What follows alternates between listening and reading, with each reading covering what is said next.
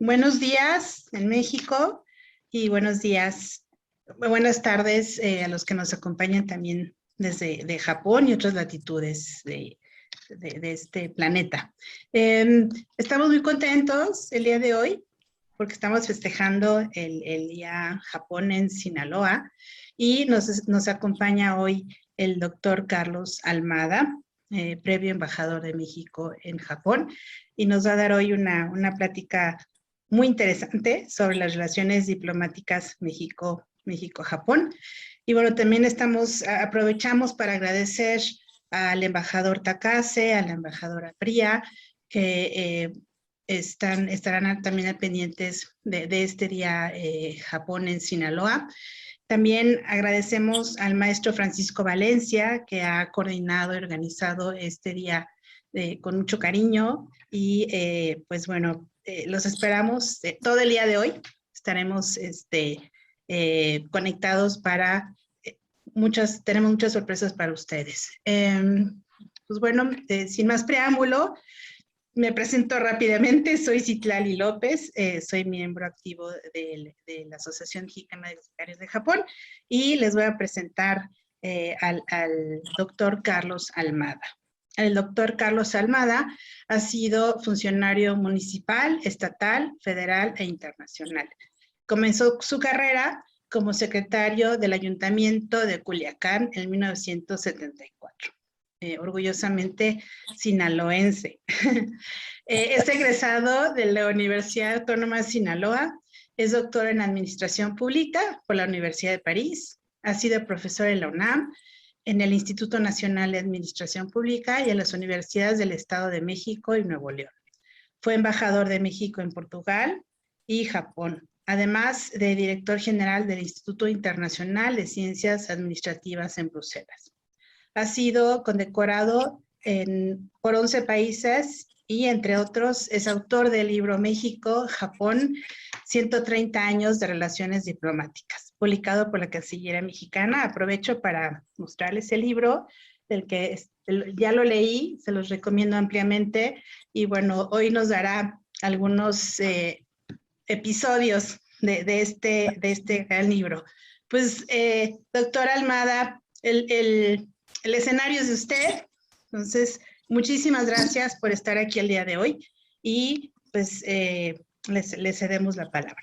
Muchas gracias. Muchas gracias, Citlali. A todos una excelente jornada en este día de Japón en Sinaloa. Le agradezco mucho a la maestra Citlali López su introducción, a Víctor Arredondo, voluntario, estudiante de la UAS, de donde yo soy egresado efectivamente, a Francisco Valencia, que ha hecho tantos esfuerzos con la Asociación de Exbecarios para la organización de este día. Quisiera destacar el apoyo del todavía, hasta dentro de unas horas, prácticamente gobernador de Sinaloa, Quirino Ordaz Coppel, para esta jornada, y decir que tuve el gusto de recibirlo con una delegación sinaloense en Japón hace 3 años, que tuvo excelentes resultados con la ampliación de las inversiones de Sumitomo y las nuevas y muy importantes inversiones de Mitsui. También quisiera destacar el apoyo de la comunidad Nikkei en Sinaloa, tan buenos y queridos amigos, Esperanza Casuga, Juan Manuel Kuroda, Jorge Arau, del embajador Sergio Ley López, para mí un entrañable amigo al que siento un maestro, y no quisiera dejar de mencionar a don Sergio Orozco, promotor de la relación con Wakayama desde hace ya muchos años. Sergio Orozco fue mi primer jefe. Voy a hablar de las relaciones diplomáticas México-Japón, sin dejar de incursionar un poco también en otros aspectos que han nutrido la relación ya superior a 4 siglos entre México y Japón. En noviembre de 1888 se firmó el Tratado de Amistad, Comercio y Navegación entre México y Japón en la ciudad de Washington. Fue un hito. Para Japón resultó ser el primer tratado igualitario de Japón con un país occidental. Y después explicaré con detalle qué significa un tratado igualitario. Para México fue el primer tratado con un país asiático y por consecuencia contribuyó a la diversificación de nuestras relaciones diplomáticas y comerciales. Quisiera mencionar dos antecedentes muy importantes para la firma de este tratado.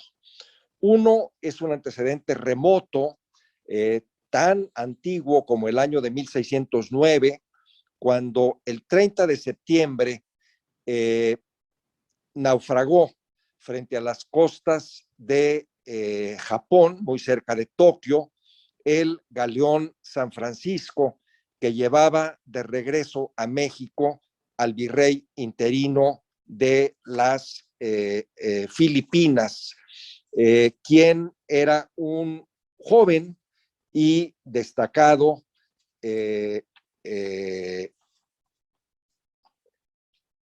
novohispano. Él fue, junto con 300 marineros y tripulantes, rescatado por las buzas, las amas de lo que hoy es Onjuku, en la prefectura de Chiba. Rodrigo Díaz de Vivero fue protegido, fue trasladado a Edo y después a ver al shogun Ieyasu Tokugawa, ya ex shogun, ya retirado, quien le prestó una ayuda fundamental. Le construyó un buque, así increíble como parezca, ordenó la construcción de un buque que trajo a los novohispanos de regreso a México. Le prestó 400 ducados de oro y Tokugawa, el antiguo shogun, en los hechos, aunque su hijo era el shogun designado, él era el dictador militar de Japón, el generalísimo, el jefe de la casta samurái. Suscribió con Rodrigo de Vivero lo que se conoce como las capitulaciones, que era una especie de tratado comercial y diplomático en el cual la Nueva España se comprometía a enviar a Japón a mineros que les enseñasen a los japoneses el tratamiento de la plata a partir del azogue, del mercurio. Esto le interesaba profundamente a Ieyasu Tokugawa porque las minas japonesas se habían prácticamente agotado y había una gran cantidad de mineral todavía susceptible de aprovechamiento con esta tecnología que se usaba en México, al igual que en Perú. No fue posible poner en práctica el tratado, las capitulaciones que suscribió Rodrigo de Vivero y Averruza, pero este sí cumplió y envió a Japón 100 mineros con la ayuda de su tío Luis de Velasco, que era el virrey, 100 mineros que trabajaron en las minas de Japón y transmitieron esta tecnología. Este primer contacto de los novohispanos con Japón resultó exitoso por el extraordinario talento de Rodrigo de Vivero y por la coincidencia de intereses. Llevó después a una embajada que envió el virrey Luis de Velasco a Japón, encabezado por Sebastián de Vizcaíno, y poco después una embajada, la llamada Embajada Hasekura, que llegó a la Nueva España, después a España y a Roma. Después de que esto ocurrió, Japón cerró sus puertas al mundo y cesaron los contactos directos entre Japón y la Nueva España. Sin embargo, el precedente quedó ahí. y el precedente es de gran importancia porque en las relaciones internacionales en el Extremo Oriente, en la tradición sinítica de estas, como alguna vez me lo enseñó el embajador Sergio Ley, los tratados no inician como en Occidente una relación, sino que la confirman, la formalizan. Este es el antecedente remoto del tratado de 1888. Hubo uno más reciente que se dio en 1874, cuando el presidente Sebastián Lerdo de Tejada determinó enviar a Asia a una misión astronómica que debía participar en lo que era el acontecimiento científico más importante del siglo. Se trataba de observar el tránsito de Venus sobre el disco solar, un fenómeno que ocurre solo 2 veces cada siglo y que iba a ser visible en el hemisferio oriental. México hizo un enorme esfuerzo para enviar una misión encabezada por un mexicano muy distinguido, Francisco Díaz Covarrubias. Ellos pensaban ir a China, pero el tiempo se agotó y al llegar a Yokohama fueron excepcionalmente bien recibidos por las autoridades japonesas, a pesar de que no portaban cartas de presentación y México no tenía relaciones con Japón como tampoco con China. Hicieron sus observaciones, al igual que los astrónomos de las misiones francesa y americana, en suelo japonés. El fenómeno, el 7 de diciembre de 1874, atraía la atención de la opinión pública mundial. Los mexicanos no solamente fueron bien tratados y bien recibidos por las autoridades japonesas, sino que incluso en una entrevista que tuvo Díaz Covarrubias, un mexicano de enorme calidad, miembro de una familia liberal muy cercana al presidente Juárez y al presidente Lerdo de Tejada, el ministro de Relaciones Exteriores les dio de manera espontánea, sin haberlo pedido, acceso a los telégrafos de Japón e incluso construyó una línea especial hasta su observatorio. En una entrevista que tuvo Díaz Covarrubias con el ministro en noviembre de 1874, empezaron a hablar del establecimiento de relaciones diplomáticas. Uno de los temas fundamentales era el de la plata. A Japón le preocupaba el incremento, la dependencia, perdón, de la plata latinoamericana, en particular de la mexicana, dado el agotamiento de sus minas. Y Díaz Covarrubias vio con asombro que el peso mexicano de plata circulaba como moneda corriente en Japón, como lo hacía también en el resto de Asia. Y esto también se reflejaba en las cuentas fiscales del gobierno japonés, que de manera bastante sorpresiva se expresaban en pesos mexicanos. Había una gran preocupación también por parte del gobierno mexicano, porque la progresiva introducción del patrón oro en el sistema monetario mundial había deprimido o iba deprimiendo ya los precios de la plata. Y el peso mexicano se comerciaba hacia Japón vía Inglaterra con la utilidad correspondiente.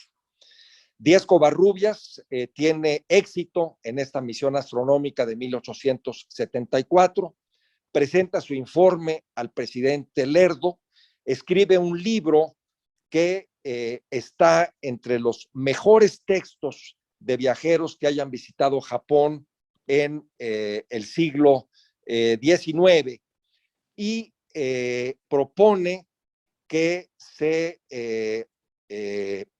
inicien las negociaciones para el establecimiento de un tratado que permita el comercio directo, que permita migración japonesa a México y también el establecimiento de rutas navieras.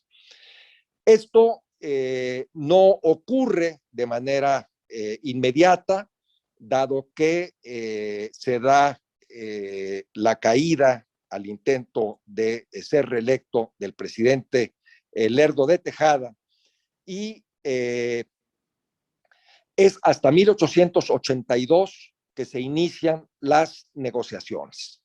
México quería recuperar el papel que históricamente había tenido en el comercio transpacífico, cuando éramos el virreinato de la Nueva España y la Capitanía General de las Filipinas, una misma unidad en el seno de la monarquía española. El canciller de México, el ministro de Relaciones Exteriores, Ignacio Mariscal, dio instrucciones al ministro. En ese tiempo no se utilizaba el término de embajador de México en Washington, para que iniciara contacto con su homólogo japonés y se empezaran a hacer las negociaciones. De esta manera empezaron las pláticas en Washington, y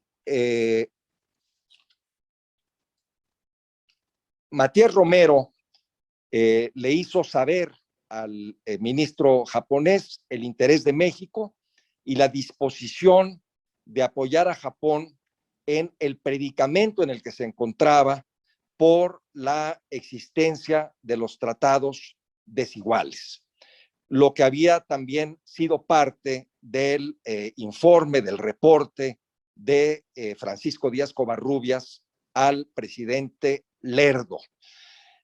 En este reporte se establecía que Japón, o se informaba que Japón sufría el hecho de que las potencias occidentales le impusieron tratados asimétricos, unilaterales, por medio de los cuales los occidentales sustraían a la soberanía japonesa un determinado número de puertos, que fue variable, 6, 8 según los años, en los cuales comerciaban, y sus ciudadanos no estaban sujetos a la jurisdicción japonesa, y eran los cónsules quienes, en caso de delito o de controversia, juzgaban si había una pena que aplicar o no. México entendió bien el predicamento de Japón, que tenía en estos tratados desiguales una fuerte afectación a su soberanía, así como a sus finanzas, tal como había sucedido en China después de las oprobiosas guerras del opio en los años 40. Matías Romero le informó a su homólogo, a su contraparte japonesa, la disposición de México. Este lo informó a Tokio, y la respuesta del ministro, se apellidaba Inoue en aquel momento, fue de gran satisfacción. Señaló que Japón veía con gran simpatía reanudar las relaciones con México, y esto hacía referencia al hecho de que desde principios del siglo XVII había habido contactos entre los dos países, aún antes de tener una personalidad internacional como tales. Sin embargo, las pláticas tuvieron dificultades, presentaron problemas, dado que Japón tenía como prioridad absoluta la renegociación de 16 tratados suscritos con otros tantos países que, como ya he dicho, vulneraban su soberanía. Fue por eso por lo que las pláticas de 1882 no pudieron avanzar, y así lo explicó Matías Romero al ministro Mariscal en la Ciudad de México. La respuesta de Ignacio Mariscal es ejemplar. Le dijo al ministro, al representante de México en Estados Unidos, simplemente que les informara a los japoneses que México estaba dispuesto a firmar un convenio igualitario en condiciones simétricas cuando así conviniera a la parte japonesa. Pasaron los años, hubo una serie de vicisitudes en las negociaciones, de avances y de retrocesos. Finalmente, los japoneses desarrollaron una doctrina llamada la doctrina Okuma, que permitía que los extranjeros salieran de los puertos y se instalaran en el interior de Japón, siempre y cuando se sometieran a los tribunales y a las leyes niponas. Ese era el quid pro quo, el uno por el otro. Y los países occidentales se mostraban extraordinariamente reticentes. Y sin embargo, sí querían establecerse con sus negocios y con sus ciudadanos en el interior del país. En términos simples, en términos llanos, los mexicanos entendieron esta situación y llegaron a un acuerdo con Japón en el cual en 1888 se estableció el primer tratado, o se firmó, perdón, se suscribió el primer tratado igualitario de Japón con cualquier otro país. Esta no es la razón, evidentemente, por la cual Japón pudo renovar los convenios que tenía con el resto de los países del mundo, pero sí fue un precedente muy importante y también resultó ser el inicio auspicioso de relaciones respetuosas y en condiciones de igualdad entre México y Japón. Se firmó así en 1888, siendo presidente de la República en su segundo periodo el general Porfirio Díaz. Fue, quiero repetir esto, el primer tratado de México con un país asiático y el primer tratado igualitario, simétrico de Japón con un país occidental. Fue un precedente útil para aquella nación. Al inicio, las relaciones comerciales en particular fueron modestas. Poco a poco fue creciendo la migración, particularmente la primera migración organizada a finales del siglo XIX en el estado de Chiapas de japoneses, y en México se dio una especie de niponofilia. Todo lo japonés era atractivo, era interesante, el teatro, el arte, las artesanías y los jardines. Las familias querían tener todas un jardín japonés, cosa que, por cierto, ocurrió en los lugares más insólitos, como el castillo de Chapultepec o las pirámides de Teotihuacán, cuando estas fueron restauradas. En la fiesta del centenario de la independencia de 1910, Japón tuvo una presencia destacada y fue el único país que presentó una exposición con sus productos industriales y artesanales en lo que ahora es el Museo del Chopo en Insurgentes Norte, en la Ciudad de México. Una vez que triunfó la revolución y ascendió a la presidencia de la República Francisco I. Madero, prosiguieron las relaciones que con el general Porfirio Díaz habían sido tan positivas. También lo fueron con Madero.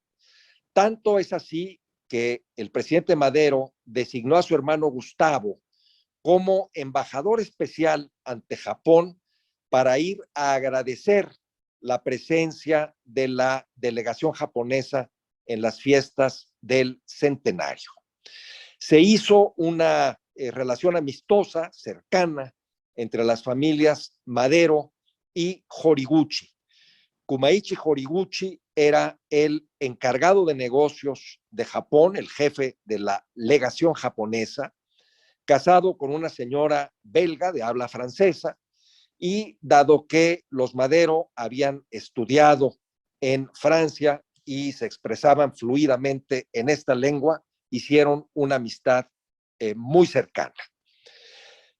El 9 de febrero de 1913 da inicio lo que se conoce como la decena trágica.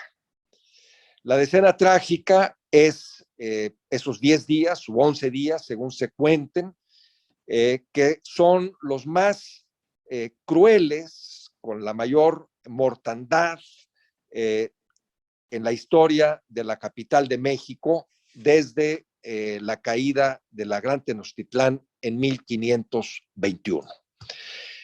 El mismo día en el que se da el golpe de Estado encabezado por los generales Bernardo Reyes y Félix Díaz, el presidente Madero sale del castillo de Chapultepec en lo que se conoce como la Marcha de la Lealtad, a bordo de ese caballo blanco, era por cierto muy buen jinete, para ir a recuperar Palacio Nacional.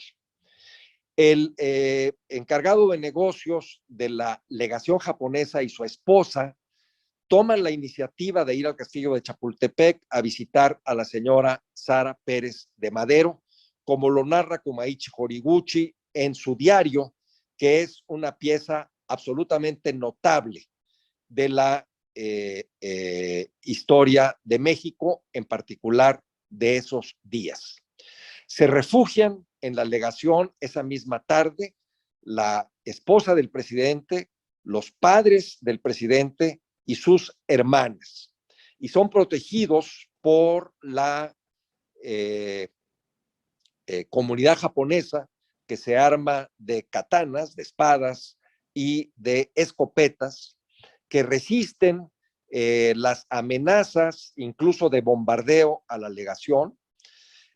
Los familiares del presidente ven desde el balcón su casa, que se sitúa solamente a un par de cuadras, mientras es incendiada por sus enemigos, y transcurren en esos días, los más difíciles, los familiares del presidente, que son así protegidos por el japonés, como lo fueron también por el ministro de Cuba y por el ministro de Chile en otros momentos. Es uno de los gestos humanitarios que marcan la relación de México con Japón, como lo recuerda también la odisea de las buzas, que en 1609 salvaron a los marineros novohispanos. Esta historia, la de la decena trágica, era conocida, se sabía que había ocurrido, pero no se conocían los detalles de lo que había ocurrido al interior de la legación y de por qué el jefe de la legación había salvado a los Madero y se había comportado de manera tan valiente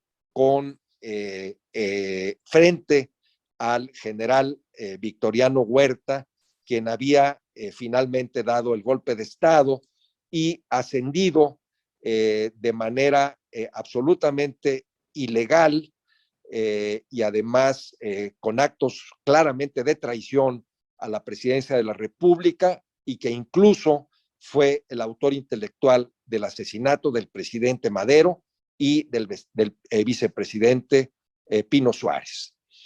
Este capítulo verdaderamente cinematográfico de la relación México-Japón nos ha marcado desde el punto de vista emocional y le ha impreso a la relación un componente importante de gratitud hacia la valentía de este diplomático japonés.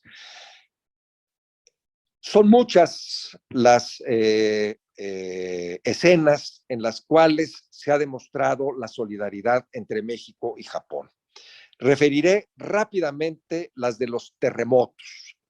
El terremoto de 1923, el famoso terremoto de Kanto, que asoló la ciudad de Tokio, que provocó más de 100,000 muertos, y después del cual México fue uno de los países que se hizo presente con mayores recursos y envió una cantidad importante de oro el entonces presidente, el general Obregón, al gobierno de Japón, lo que le mereció la mayor condecoración que otorga el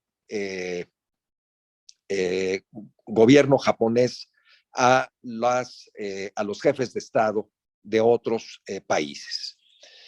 En 2011, en el famoso terremoto de Fukushima, terrible, muchos extranjeros temerosos de las radiaciones, que no ocurrieron felizmente, dejaron Japón. En cambio, los diplomáticos mexicanos y miembros de la comunidad mexicana, en aquel entonces era embajador Miguel Ruiz Cabañas en Tokio, lejos de irse del país, fueron a Fukushima a ayudar personalmente a la población. Y lo mismo ocurrió en 1985 en el terremoto de México, cuando recibimos de parte de Japón el apoyo para crear el CENAPRED, el Centro Nacional de Prevención de Desastres, con la tecnología japonesa. Y en 2017, apenas recientemente, uno de los países que se hizo presente en México con una misión de rescate especializada fue Japón. Quiero terminar diciendo que la relación de México con Japón, que se formaliza de inicio en 1888, ha conocido una gran congruencia de parte de ambos gobiernos y de ambos pueblos. No es una declaración lírica, es un hecho cierto que en materia científica, en materia cultural, económica, entre gobiernos subnacionales, en alcaldías, en materia deportiva, la relación de México y Japón ha sido verdaderamente ejemplar. Ha resistido los cambios de partidos políticos, de gobiernos, de regímenes. Se ha extendido, quiero insistir en ello, por más de 400 años. La hemos cuidado mucho los mexicanos, la han cuidado mucho los japoneses, y estoy absolutamente seguro de que tiene un gran futuro por delante. Yo agradezco mucho la oportunidad de hablar en este día con este grupo de amigos y de paisanos, y tendré también el mismo gusto, Citlali, de tratar de responder a algunas de las preguntas que se hayan planteado. Muchas gracias. Muchas gracias, doctor Carlos Almada. Sí tenemos varias preguntas de quienes nos están escuchando.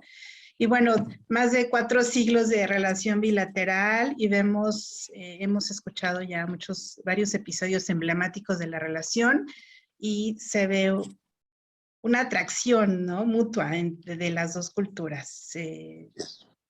Bueno, pues vamos a empezar aquí con algunas de las preguntas. La primera es, en el primer acuerdo que se firmó entre Japón y la Nueva España, ¿hubo algo en especial que el virreinato de la Nueva España quisiera de Japón, o simplemente buscaba compensar la deuda por el buque construido?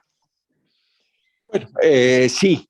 De hecho, intentó Díaz de Vivero ponerle condiciones a Japón, como la expulsión de los protestantes, por ejemplo, particularmente de los holandeses, cosa que no prosperó, y desde luego el comercio.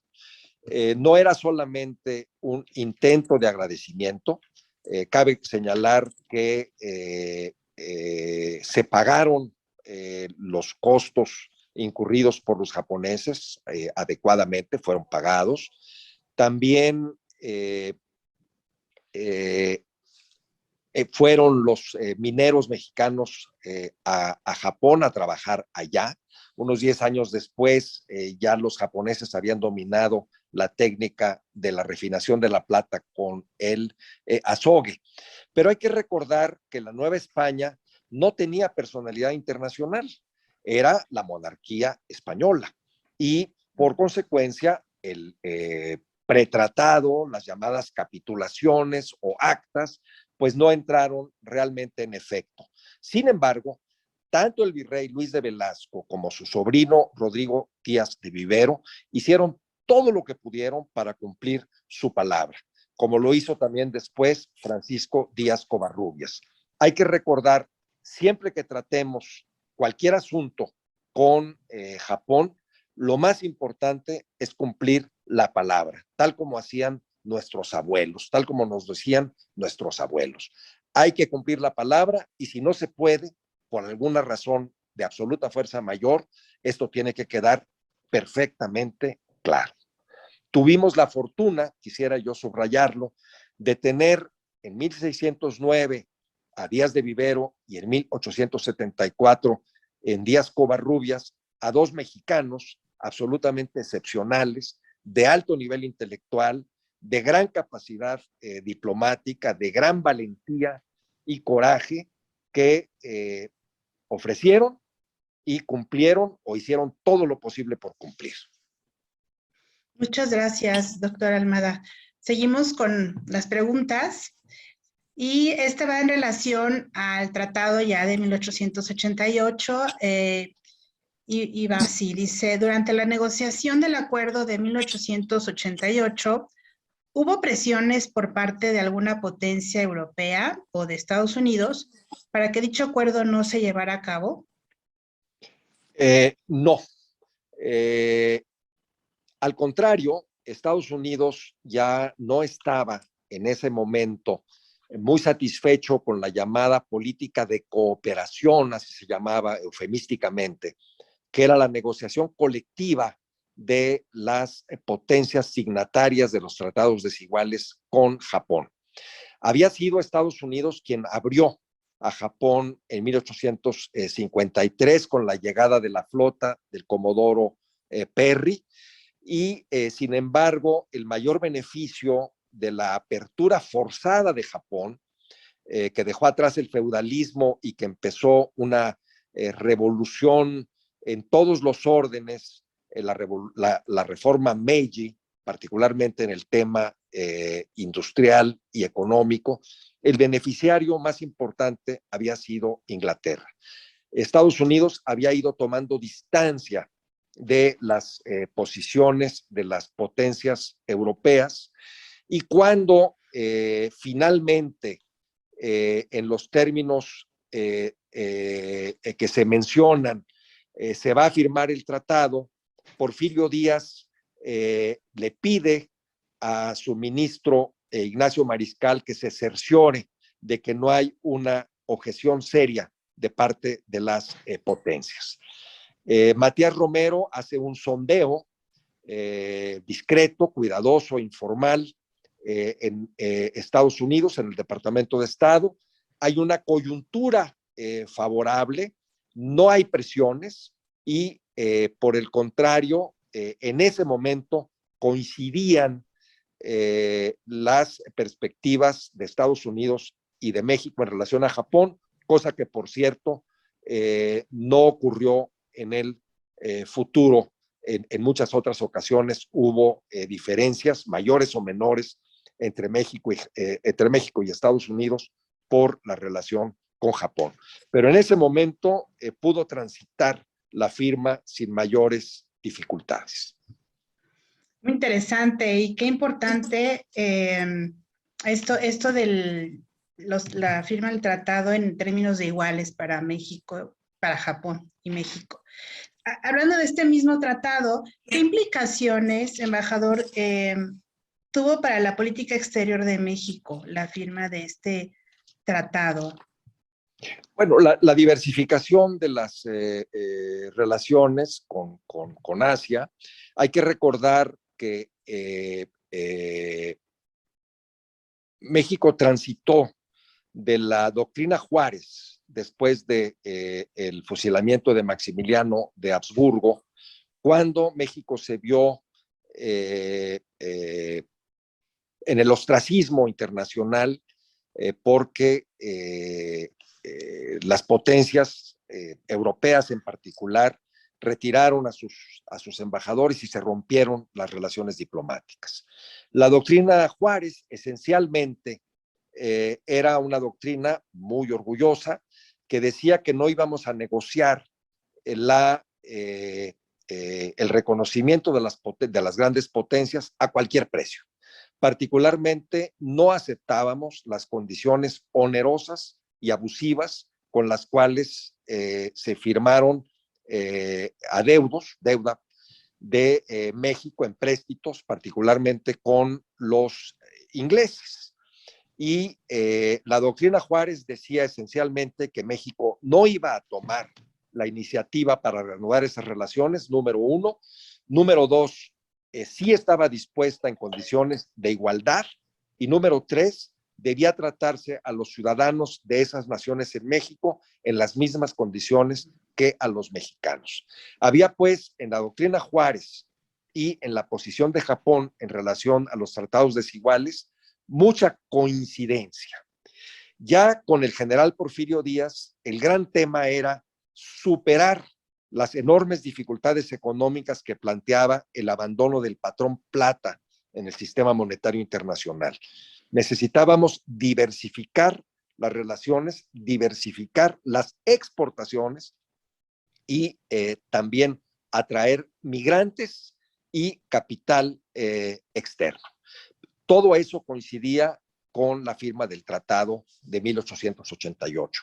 Había una política mexicana muy clara, nítida, igual que también en la parte japonesa. Creo que hubo una gran lucidez de parte de quienes negociaron este tratado y continuidad. Es una enseñanza histórica muy importante. Y nos hicimos de un muy buen amigo, y a los amigos hay que cuidarlos, hay que tratarlos bien en la vida entre personas y también entre países. Sí, sin duda un gran acierto. Estoy de acuerdo, doctor Almada. Seguimos con las preguntas, que tenemos varias aquí, queremos que nos alcance el tiempo. Y bueno, qué interesante sobre los mineros mexicanos que fueron a Japón a transmitir tecnologías de la industria. ¿Cuáles eran estas tecnologías y si es de su conocimiento para qué lo necesitaban en Japón? Están refiriéndose a la sogue de la plata, ¿no? Sí, exactamente. Era la tecnología de punta en ese momento en la producción minera, particularmente de la plata, la utilización de la sogue para incrementar el rendimiento de los minerales extraídos. Japón fue un importante país minero. La plata era la riqueza mayor para Japón. Tanto es así que Ieyasu Tokugawa le fijó un precio bastante alto en relación al oro, lo cual provocó serios problemas, por cierto, en el siglo XIX. El tema esencial era la refinación de la plata en el siglo XVII, en el siglo XVII, y en el siglo XIX el comercio de la plata amonedada, del llamado Mexican Dollar. Muchas gracias. Siguiente pregunta. Con el apoyo de la legación japonesa a la familia Madero, ¿hubo alguna represalia de parte de Victoriano Huerta hacia los diplomáticos japoneses? No, hubo amenazas en forma de rumores, y de hecho es muy importante la pregunta. Kumaichi Horiguchi, que por cierto de ascendencia samurái de la ciudad de Nagaoka, se retiró poco después, un par de meses después, y Victoriano Huerta envió a Japón a León de la Barra, que era su secretario de Relaciones Exteriores, y firmó con Japón una compra importante de armas que nunca llegaron a México. De manera que no hubo represalias, y es muy de llamar la atención cómo gobiernos tan distintos como el de Porfirio Díaz, Francisco I. Madero y Victoriano Huerta, este último espurio, este último ilegítimo, mantuvieron siempre o trataron de mantener siempre una buena relación con Japón. Seguimos, gracias, doctor Almada.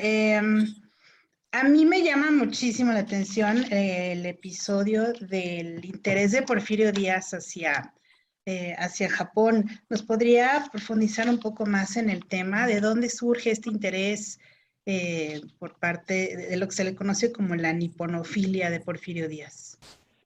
Sí, el gran tema era un tema nacional. En México había añoranza por la época de auge, cuando éramos el virreinato de la Nueva España y la Capitanía General de las Filipinas. Cuando se dice el galeón de Manila, se dice algo muy chiquito. El comercio era muy importante y generaba, desde el punto de vista económico, una gran rentabilidad para México, en aquel entonces la Nueva España. Después o durante las guerras de independencia, se suspendió este tránsito comercial entre Asia y Europa vía nuestro país, y hay siempre en México un recuerdo, una tristeza por estas riquezas perdidas. Amigos de Porfirio Díaz que querían poner una línea de navegación con subsidio del gobierno mexicano le insistieron mucho en la necesidad de las relaciones. Y el libro de Francisco Díaz Covarrubias, que fue estupendo, fue muy leído. Y las élites mexicanas, igual que las élites europeas, se orientaron hacia el japonismo, la estética japonesa. Y Porfirio Díaz demostró hacia Japón también como un mecanismo para equilibrar un poco sus relaciones en ocasiones difíciles con Estados Unidos. Porfirio Díaz se mostró amistoso hacia Japón, al grado de que despertó grandes suspicacias de algunos sectores norteamericanos, quienes pensaban, por ejemplo, que Japón se quería apoderar de Bahía Magdalena para lanzar desde ahí, en California, en la Baja California, una invasión hacia los Estados Unidos entre mexicanos y japoneses, lo cual era verdaderamente delirante. Pero fue tal la atracción, el interés de don Porfirio, que se llegó a decir que don Porfirio Díaz Mori era Mori por japonés, lo cual es falso. Mori es una voz zapoteca, no tiene nada que ver con Japón. Muchas gracias. Sí, qué fascinante este episodio de la niponofilia. Gracias. Seguimos adelante y hay otra pregunta que habla se refiere a poco conocido la ayuda de Japón durante la reestructuración de la deuda mexicana en 1989. Sí. ¿Por qué ese interés de Japón por ayudar a México? Pues es una historia fascinante. A mí me la platicó Pedro Aspe, que fuera secretario de Hacienda, y me la platicó también Ángel Gurría. México, en la crisis de la deuda de 1989, no podía reunir el dinero necesario para rescatar su deuda soberana con una importante quita, los llamados bonos Brady. Le faltaban $3,500 millones, no los tenía, había puesto ya todas sus reservas, había conseguido recursos del Banco Mundial, del Fondo Monetario Internacional, tenía que reunirse Gurría con los banqueros en Nueva York, fueron a Tokio y hablaron con los ejecutivos japoneses. El viceministro del Tesoro japonés lo invitó a cenar. Esto es asombroso. Y en la cena le dio un cheque por, si mal no recuerdo, perdónenme si me equivoco en la cifra, $3,500 millones. Claro, hubo que formalizar, hubo que pagar intereses, hubo que cumplir. Siempre hay que cumplir en todo y más en deuda y más con los japoneses. Pero el hecho es que, contra todo pronóstico, el secretario de Hacienda de México pudo llegar a la deuda con los banqueros en Nueva York y completar la totalidad de los recursos que le permitieron ahorrar una enorme cantidad de dinero e impidieron la quiebra técnica de México en ese momento. ¿Por qué lo hicieron los japoneses? Porque son amigos. Porque son amigos. Yo recordaría a mi abuela, Elisa, que decía que vale más un amigo que $1,000,000 de aquellos. Cuando tengas un amigo así, cuídalo. También nosotros hemos estado con ellos en buenas y en malas. Estuvimos en el Tratado de 88, estuvimos en Kanto y no nos fuimos de Tokio huyendo a el otro lado del mundo. A donde fuimos fue a Fukushima a ayudar. Entonces nos hemos apoyado, nos hemos ayudado y pues es algo que así ha ocurrido por razones de la historia y de la simpatía, de una atracción misteriosa que se ha dado. No quiero caer en ninguna exageración, pero pues son estampas que están ahí de la relación entre los dos países que debemos cuidar mucho. Qué interesantísimo ese episodio. Ya vamos acercándonos al final de las preguntas. Aquí, no sé si es la última o penúltima.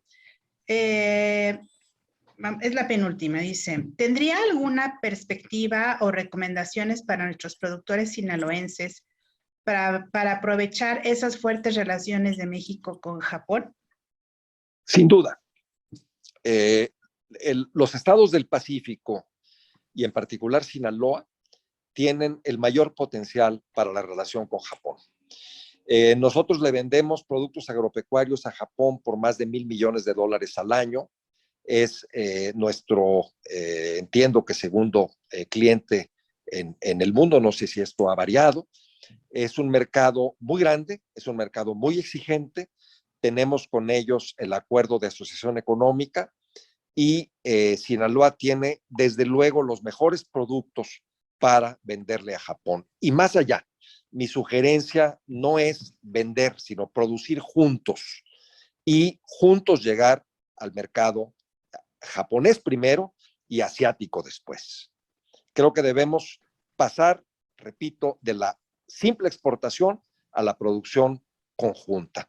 Nosotros tenemos, es un gran orgullo, algunos de los mejores agricultores del mundo, o a la altura de lo mejor del mundo, y no hay razón alguna para que esto no ocurra. El potencial, en mi opinión, es enorme, y también en manufactura, como lo muestra las fábricas, las plantas de Sumitomo. Sí, esta fue la última pregunta. Y bueno, antes de dar cierre a este interesantísimo conversatorio que hemos tenido con el doctor Carlos Almada, que queremos comentarle al público que al finalizar este webinar aparecerá una encuesta.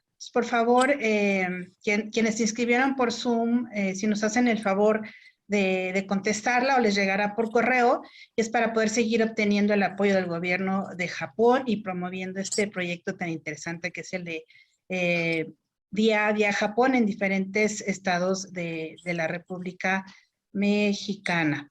Pues queremos, ya por último, doctor Carlos Almada, y como conclusión, estos sucesos que nos ha usted narrado de forma tan interesante, estos episodios emblemáticos de la relación de la diplomacia entre México y Japón, ¿cree usted que han abonado a una buena amistad a través de más de 4 siglos? Sin duda alguna, sin duda alguna. Hay una atracción natural entre dos culturas milenarias. Nos respetan porque somos un gran país, porque somos una potencia cultural, porque nos orientamos también hacia el futuro, porque cuando queremos ser serios y nos disponemos a hacerlo, lo somos como cualquier otro en el mundo y podemos competir con nuestros científicos, con nuestros académicos y desde luego que abona a la amistad.